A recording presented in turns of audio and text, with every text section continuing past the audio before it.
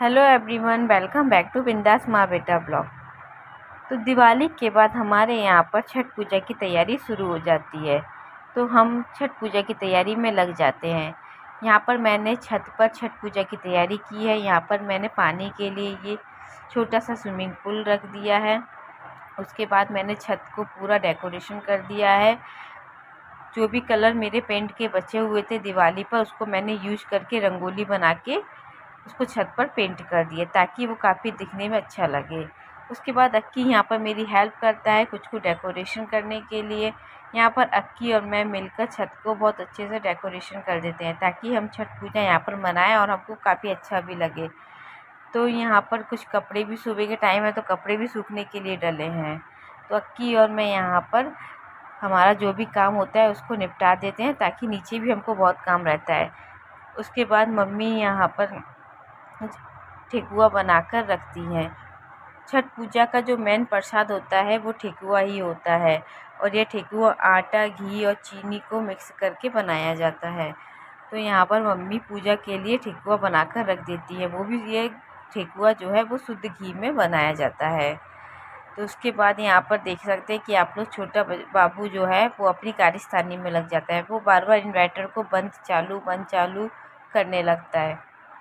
फिर यहाँ पर अक्की अपने पापा के साथ स्विमिंग पूल, जो छोटा स्विमिंग पूल है, उसमें पानी भर देता है और इसी पानी में अर्घ लिया जाता है।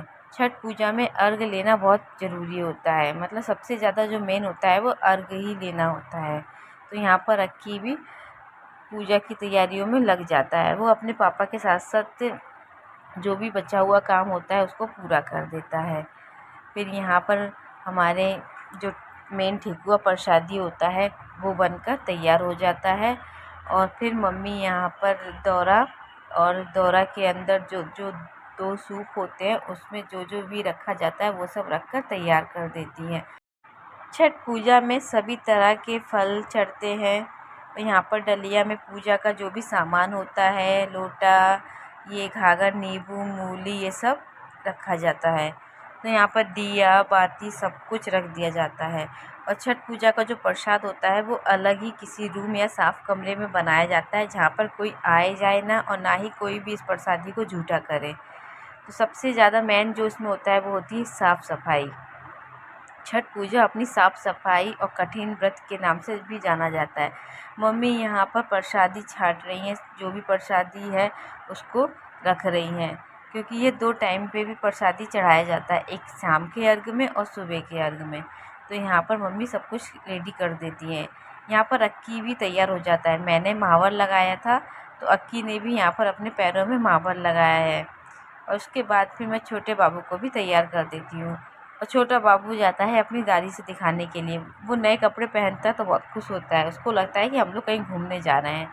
वो अपनी दादी को खोजने के लिए चला जाता है और वो अपनी दादी से बोलता है दा दा, मतलब दादी नहीं बोलता है, वो दा दा बोलता है। और दादी को जाता है अपने नए कपड़े दिखाने के लिए और नए कपड़े दिखाने के बाद वो बहुत खुश हो जाता है। यहाँ अक्की भी रेडी है और वो भी रेडी है, तो वो सोचता है कि हम लोग शायद कहीं घूमने जाएंगे। फिर सब कोई कपड़े पहनकर तैयार हो जाता है। मम्मी यहाँ पर ठेकुआ रख देती हैं, सूप में ठेकुआ भी रखा जाता है। तो यहाँ पर मम्मी ने सब कुछ रेडी कर दिया था, खाली ठेकुआ रखना ही रह गया था और दोनों बच्चे उधम करने में लग जाते हैं। यहाँ पर हम लोग अपना काम करते हैं और वो दोनों अपना काम करते हैं। तो मम्मी यहाँ पर ठेकुआ रख देती हैं ताकि पूजा में जो भी है वो सब कुछ रख दिया जाए, कुछ भी भूल ना पाएँ।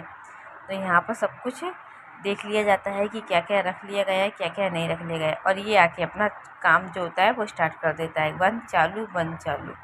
उसका काम बस यही रहता है। इस रूम में वो जब भी आता है तो खाली इन्वर्टर को बंद करता है, चालू करता है। इन्वर्टर की जो भी लाइट होती है उसको देख देख के खुश होता है। ये दौरा और सूप तैयार हो गए हैं और इनको अच्छे कपड़े या किसी लाल कपड़े या जो भी जिसके पास हो उससे ढक दिया जाता है। और फिर ये जो दौरा होता है वो घर के लड़के या कोई आदमी उठाता है। तो यहाँ पर अक्की के पापा हैं तो वही इस दौरा को उठाए हैं। तो यहाँ पर अक्की भी वेट करता है कि पापा कब दौरा लेकर आएंगे और मुझे भी देंगे। लेकिन दौरा इतना भारी था कि अक्की पहले ही भाग जाता है, अरे इतना भारी दौरा है मैं तो उठा नहीं पाऊँगा। तो फिर हम लोग दौरा लेकर जाते हैं छत पर, क्योंकि हम लोग छत पर कर रहे हैं। वैसे काफ़ी लोग घाट पर चले जाते हैं, छठ पूजा जो होती है वो मेन घाट के लिए होती है। तो हम लोग अभी छत पर ही करते हैं, क्योंकि बच्चे छोटे हैं तो हम लोग जा नहीं पाते हैं, इसीलिए हम लोग छत पर ही छठ पूजा कर लेते हैं, ताकि हम आराम से कर सकें, हमें कोई झंझट ना हो। यहाँ पर छोटा बाबू पहले पहले भागता है कि नहीं मैं पहले जाऊँगा, मैं पहले जाऊँगा। फिर हम लोग आ जाते हैं छत पर, जहाँ हमने डेकोरेशन किया था वहाँ पर छठ पूजा करने के लिए। तो यहाँ पर मम्मी भी पीछे पीछे पूजा का जो भी सामान बाकी रह गया था उसको लेकर आ जाती हैं। तो यहाँ पर अक्की देखता है कि पापा क्या कर रहे हैं। यहाँ पर सबसे मेन जो होती है पूजा की, जो बेदी बनाई जाती है मट्टी से, तो उस बेदी के ऊपर ही लोटा कलश मतलब जिसको कहते हैं वो कलश रखा जाता है, और फिर उसके ऊपर नारियल दीपक ये सब रख दिया जाता है। तो यहाँ पर हमने जो भी डेकोरेशन किया था वो काफ़ी अच्छा भी लग रहा था, और जितनी भी झालर आलर जो भी फूल वूल बचे थे वो हम लोगों ने सामने टांग दिए थे। और पीछे जो आप लोग देख रहे हैं वो सब पूजा के ही पौधे हैं, जिसमें समी जी ना और केला, आंवला, तुलसी जी, नाना मरुआ, ये सब जो भी पेड़ पौधे हैं वो सब पूजा वाले पेड़ पौधे हैं, ताकि छठ पूजा के साथ साथ उनकी भी पूजा हो जाए। तो यहाँ पर अक्की अपनी दादी की हेल्प करता है, दादी आपको क्या चाहिए, ये सब पूछ के दादी के लिए लाकर रख देता है। और मम्मी यहाँ पर पूजा की जो बेदी होती है उसको सही करती हैं, मतलब उसको सही से बिठाती हैं और उसमें आयपन वगैरह सब लगा देती हैं। तब तक मैं भी आ जाती हूँ तैयार होकर, और मैं यहाँ पर छोटे बाबू को बुला रही हूँ। वो मेरे पीछे पीछे आता है और वो मुझे देखता है, अरे मम्मा क्यों नया पहनी है, क्योंकि मैं जब भी नया पहनती हूँ वो मुझे बिल्कुल भी छोड़ता नहीं है। उसको लगता है कि मम्मा या तो मार्केट जाएगी या मम्मा घूमने जाएगी। तो जब भी मैं नया पहनती हूँ तो उसको ऐसा लगता है कि मम्मा लगता है कहीं घूमने जाएगी, वो मेरे पीछे पीछे ही रहता है। यहाँ पर फिर मम्मी जो पूजा का सब तैयारी करके रख देती है, ताकि मुझे कोई दिक्कत ना हो। तो मम्मी यहाँ पर कलश को रख देती है, कलश में आम का पल्लो, उसके बाद फिर रखा जाता है दिया या जो भी होता है सब रख के तैयार कर देती है। यहाँ पर जो दो सूप होते हैं दोनों सूपों पे माला चढ़ाई जाती है। छठ पूजा में बहुत ही नियम कायदे होते हैं, इसीलिए छठ पूजा को कठिन व्रत भी कहा जाता है। तो यहाँ पर हम लोग सब चीज़ पहले से रेडी करके रख देते हैं, ताकि हमको कुछ भी भूल चूक हमसे ना हो। तो यहाँ पर मम्मी जो होती हैं वो सब कुछ कर देती है, और मम्मी कई सालों से ये सब छठ पूजा करती आ रही हैं, तो उनको सब कुछ पता है कि क्या और कैसे करना है। तो मम्मी सब कुछ कर देती है, और मैं अभी 2 ही साल से कर रही हूँ, तो मुझे उतना आइडिया नहीं है कि क्या और कैसे करना है। और वहाँ सामने हम लोग देख रहे हैं कि सूरज देव भी डूबने वाले हैं, तो डूबने से पहले ही अर्घ्य दिया जाता है। तो यहाँ पर मम्मी मुझे बोलती कि अब तुम बैठ जाओ, मैंने सारी तैयारी कर दी है, ताकि तुम टाइम से अर्घ ले सको। तो यहाँ पर मम्मी मेरे हाथों में आयपन और हल्दी लगाकर फूल दे रही है, ताकि मैं अपने जगह पर बैठ जाऊँ, क्योंकि छठ पूजा का व्रत मैंने रखा हुआ है। तो मैं यहाँ पर बैठ जाती हूँ, और बैठने से पहले मैं सूरज भगवान को थोड़ा सा जल चढ़ा देती हूँ, और उसके बाद मैं उनको दिया दिखाती हूँ, ताकि सूरज भगवान मेरी ये पूजा को स्वीकार करें। और उसके बाद मैं बैठ जाती हूँ पूजा के लिए। तो यहाँ पर मैं छठी मैया से ये मनोकामना करती हूँ कि हे छठी मैया, मेरा घर परिवार हमेशा सुखी समृद्धि से बना रहे, और सब कोई सुखी से रहे। और यहाँ पर दोनों बच्चे मेरी गोदी में आके खेलने लगते हैं, और छोटा बाबू तो पानी के लिए ही बेचैन रहता है, वो बार बार जाके पानी में हाथ डालने लगता है। यहाँ मैं अक्की को बता रही हूँ कि चलो हाथ जोड़ो, और अक्की बोलता है मम्मा हमको ये सब भोग कब मिलेगा। वो भोग के पीछे ही पड़ा था कि मम्मा ये भोग हम लोग को कब मिलेगा। तो वो भोग के उसको समझाया जाता है कि बाबू नहीं, पूजा हो जाएगी ना तब तुमको भोग देंगे।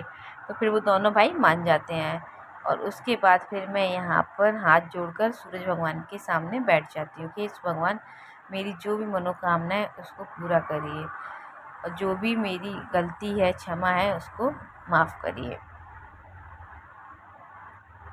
और यहाँ पर दोनों बच्चे अपनी दादी के साथ खूब इंजॉय करते हैं, और सूरज भगवान का वेट करते हैं कि सूरज भगवान डूबेंगे तब हम लोग अर्घ लेंगे।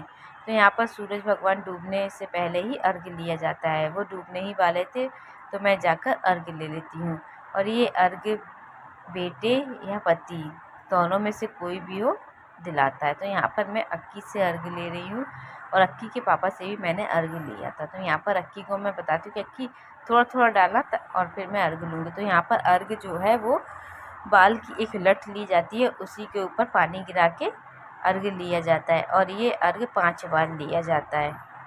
मेरे पास 2 सूप हैं, तो एक सूप मेरे बच्चों का और एक सूप मेरे पति का। तो यहाँ पर मैं 2 सूप यूज करती हूँ। तो यहाँ पर छोटा बाबू भी आ जाता है, तो मैं उससे भी कहती हूँ कि चलो बाबू बाबू तुम भी अर्घ दे दो। तो यहाँ पर छोटे बाबू को भी हाथ लगवा कर अर्घ दिया जाता है।